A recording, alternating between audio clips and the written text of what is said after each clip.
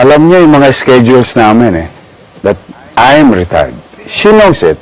In fact, I told him so many times, trying to give her data as a matter of concern at malasakit sa kanya. Kaya lang talaga hindi niya kinaya yung mga nakapalibot na congressman. She were made to believe that she's doing okay. And those people, yung mga congressman na yun, ano naman yun personal interest lang naman ang gusto nung mailigtas ang ulo nila. My concern is the people of Manila. I ask the people of Manila to vote for you.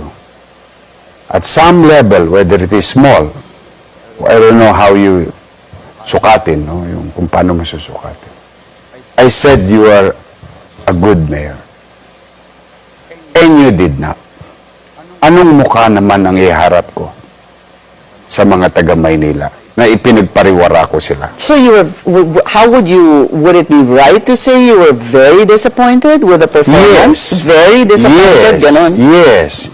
And we ran a data, I think that was May or June, may isang nagbalak sa Maynila.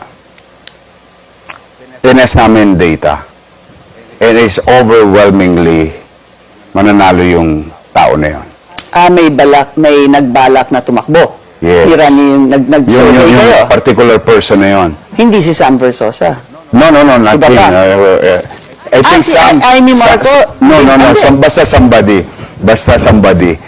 We ran the numbers, then overwhelmingly, iboboto yung tao na yun.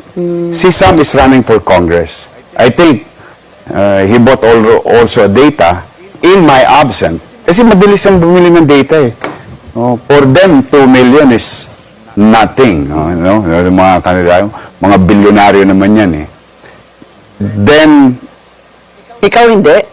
sinubok namin ngayon. Sabi ko nga, maglagay ka nga ng karga, tanong. Karga, yung rider question. So, tinas namin itong mga taon to, talaga si Ate Tel Ender. Sa dulo siya ng walang hanggan. Sa totoo lang. Total, tapos naman ang lahat. In hindsight na tayo, no? Parang, sabi, ba't ganun kasama? Then, nag-rider kami. Nung nag-rider kami, naubos lahat itong mga magbabalak. And overwhelmingly, at 81%, including others, yun ang lumabas na,